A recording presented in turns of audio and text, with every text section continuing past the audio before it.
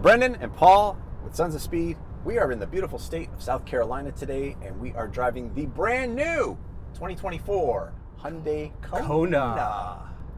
This thing is redesigned completely from the 2023 Kona. It is much bigger inside. Oh, definitely. It even feels way more spacious. Yes, and we have, right now we're in the N-Line version, which is the sportiest looking, and they all kind of perform the same once you get to this engine level, but it definitely looks sporty. Definitely. The interior is all new, and it is actually really nice looking. It's very well laid out, especially when you consider the previous Kona. I mean, this is like a revelation. Yeah, really. This is amazing because you got dual 12.3-inch screens. This thing is like a wide screen behemoth. Yeah. Really very functional, all touch screen, but you also have what we appreciate is actual buttons and dials for things like the radio and the HVAC and the home and search and things like that. Exactly. Yeah, so we just always love having it where you have buttons for immediate important stuff, and then you got the infotainment for everything else. Exactly. Now, the nice thing is that the Kona, it's not the baby SUV that it was back a few years ago. Since the introduction of the Venue, what they realized is they could upmarket the Kona. The pricing, though, is still really attractive. You start at $24,100 for the SE, and that is a 2.0 liter CVT transmission. Gets a little bit better mileage than what we're in right now, but it's down a little bit on power. And that carries over to the SEL, which is a couple, like $1,500 more. And these are for front wheel drive. You add $1,500 for all wheel drive on any of these models. You can have all wheel drive on any of the trim levels. And then you start to get nicer things. When you get to the N-Line, it's $30,500, I think. $30,650. There you go. And then add another $1,000 or so, and you're in the premium level. Yes. Which has the limited. The limited is all the bells and whistles, including like this one has heated seats, but the limited has heated and cooled seats. It has some ventilated, not cooled. We're going to be precise, ventilated. So you get a lot of tech, though. You get a lot of you stuff get everything. Yeah, it's actually what Hyundai gives you for your money is cannot be touched by anybody else. Yeah, you just can't touch it. No. So on that MC Hammer note. Can't touch this. You cannot. Nobody can touch what Hyundai does with vehicles. And their interiors are just blowing everybody else out of the water as far as quality goes and style. So while there are definitely hard plastics in here, they make it look like it's not hard plastic. Yeah, no. I mean, they really deserve kudos for this. I mean, there are plastics here, but guess what? It doesn't look cheap. No, it doesn't. It's amazing how they're able to do that. And everything is super functional. Besides the awesome, really kind of huge space you have in here, you've got two cup holders, which you can actually retract the cup holders and make just even more space here. You've got a wireless charger. They have CarPlay, Android Auto. And if you're wondering if this is going to have wireless CarPlay and Android Auto, that's coming via an over-the-air update in 2024. Yes.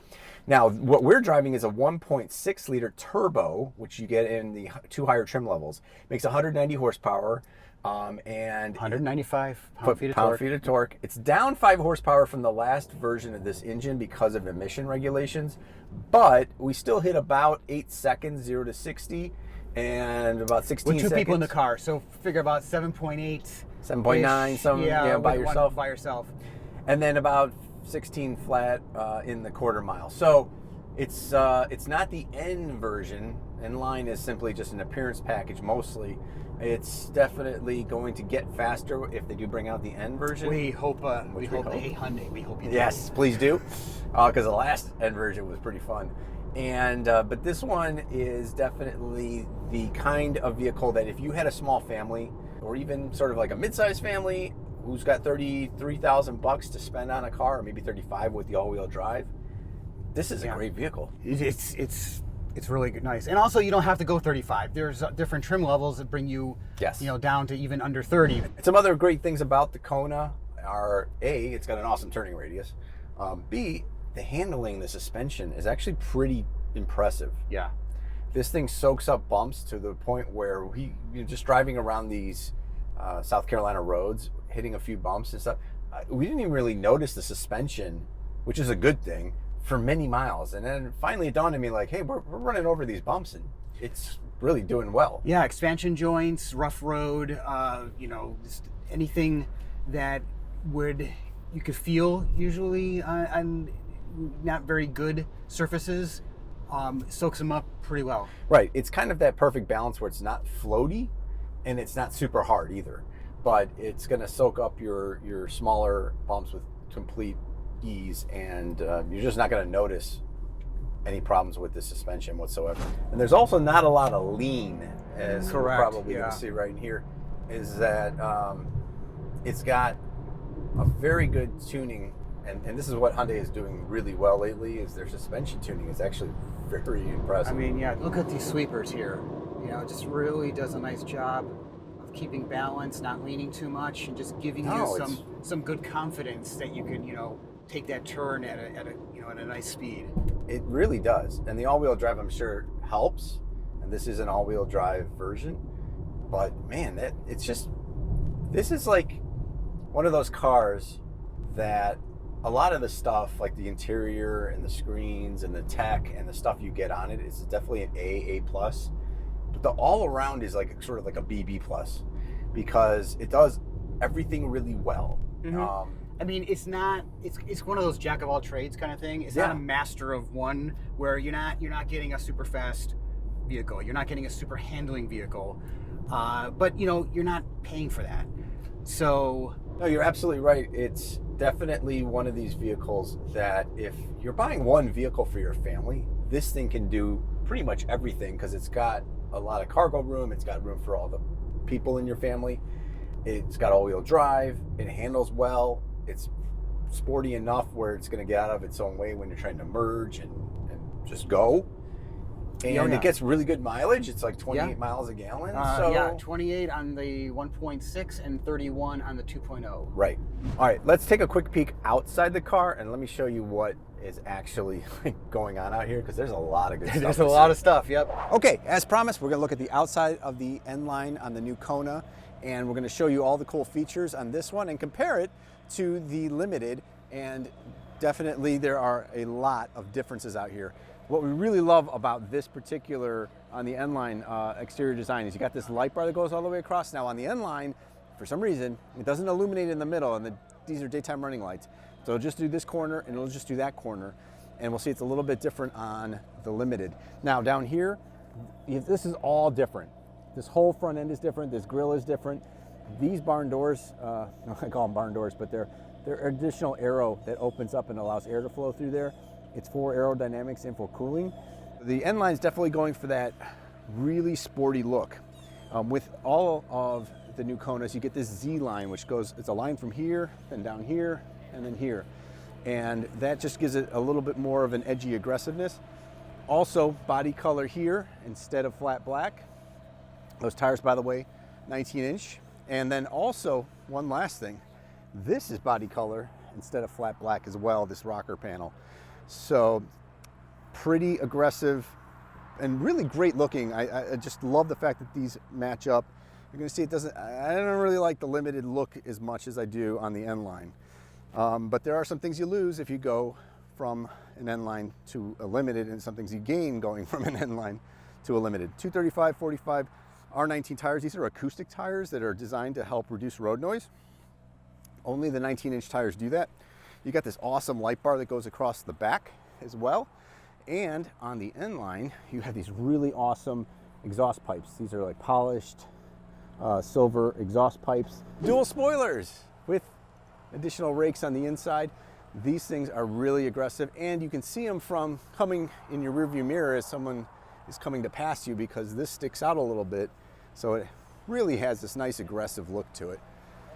Overall, very, very nice. This design is definitely worthy of the N-Line name. Now, let's go over to the Limited. So you'll notice right away, the wheels are different. You've got the black cladding on the sides all the way through instead of the body color. So this whole front end design is different. You have a 360 camera So this is part of the 360 system, and you have sensors, which you don't get on the N line. So you have a little more premium features that come on the Limited. Notice the light bar goes all the way across, and that's one way to tell it apart. That is, again, a daytime running light. These are the headlights down here, and those are functionally and aesthetically identical to the N line, except you'll notice this whole front end looks different. Like, this is body color here. It's not on the N line. The grille is all different as well. And then in the back, this is power, which you do not get a power liftgate unless you go all the way to the Limited trim. So that's nice. But you cannot get that on any of the lower trims, including the N line. You'll notice there's no dual exhaust pipe. There is an exhaust pipe down there, but it's extremely hard to see. It's very far back. The whole design here of the bumper is different and less aggressive.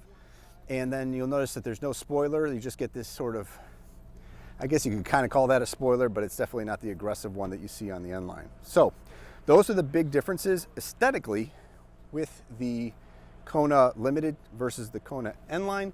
And let's go inside and take a look at what's new on the 2024 Kona interior. All right, so this is the interior of the all-new 2024 Hyundai Kona. This happens to be the Limited version. It's a little bit different than the other lines, in which you actually get a leatherette seat, and it comes with sort of the perforated sections where you sit, and also up the back, because this has the ventilated seats, so the airflow goes through the seat. As far as the dash goes, it's completely open. You have two 12.3-inch screens. This one, obviously, your infotainment center, and these are your dials and gauges here. It's all digital. It's very nice. Actually, it's very bright, and you can see it in direct sunlight as well, so that's great. Also, it just has a very open, airy feeling to the cabin. The one thing different between this and the N line is, on the N line, this is accented in a different color. Here, it's just a silver to kind of match the stainless look that you get on some of the accents on the steering wheel and the knobs. In the N line, that would be a color. It extends all the way to this side here, and also all the way there as well. You have drive mode down here, as well as if you want the rear view camera while you're backing up, or even pulling into a spot. This is the Limited that has the camera in the front, and you can show a little example of what is involved. It's a very, very nice system where you can actually position the car where you want it just with your finger, and you can kind of see a 360 view all the way around. So much so that even when you turn your steering wheel, it shows it on the graphic. So that's really impressive. And like if there's a curb or something, you want to get like a tighter view of it, you can just kind of go and see exactly the angle that you want to see at. So it's really nice. As far as the sunroof goes, it has a screen, and it's just a single opening sunroof, and it does do the tilt feature as well. As far as the armrest goes, little pocket up on top there, and then a bigger pocket down there, which is actually nice because it's always accessible. You don't have to lift up the armrest to get to it. And as far as over here by the glove box, pretty decent sized glove box. And what's actually kind of nice is this little ledge here, because it actually fits a phone, and you can sort of keep it tilted and, either do a movie or something that, for the passenger while you're on that long drive. So actually in the back of the Kona, this is not a bad place to be in. I have my seat set for where I would normally sit. I'm 6 foot, and you can see here, I got plenty of leg room. This is actually very, very spacious back here. And the width across is pretty nice. It is for 3 people. Obviously the center is going to be a little tight, but the two ends seats are very spacious and comfortable. There is a little armrest with an extra cup holder here, and over here you get 2 more USB-C charging ports. There's no heated seat button or temperature control, but there are some vents here that you can direct where you want the airflow to go.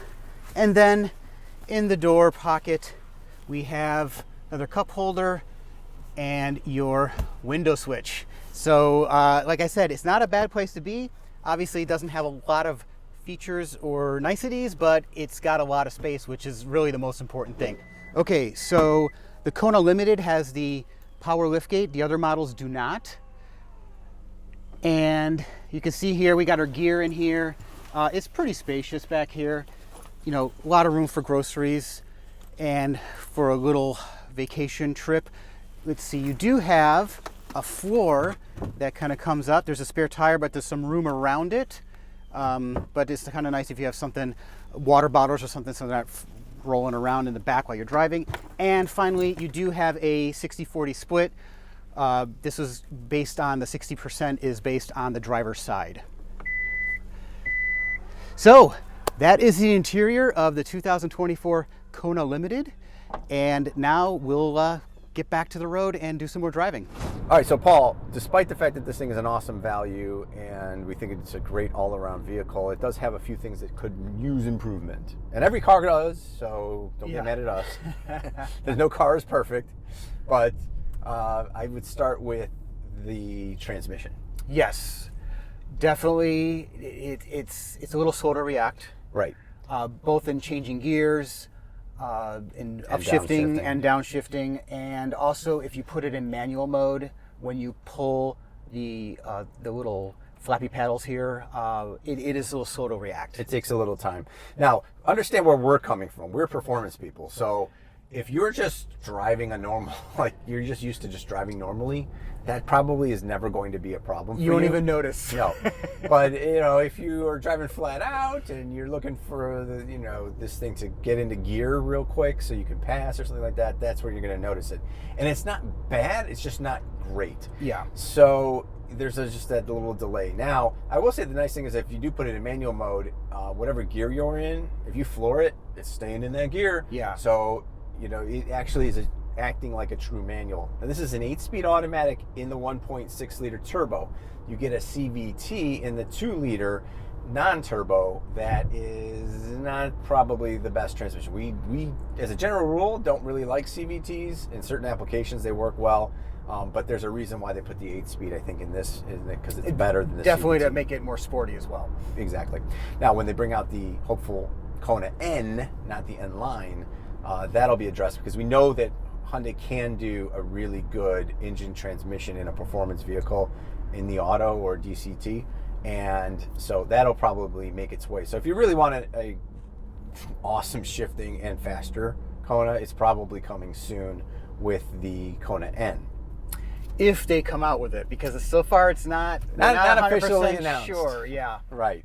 So the other things that, you know, this engine package and the 2 engine packages right now that are available are a little dated. They have been using the 2 and the 1.6 for a while. Yeah, it's been on their books for quite a while now. Yes. Now, not that there's anything wrong with that, but it's a little down on power this year, 5 horsepower because of emission regulations.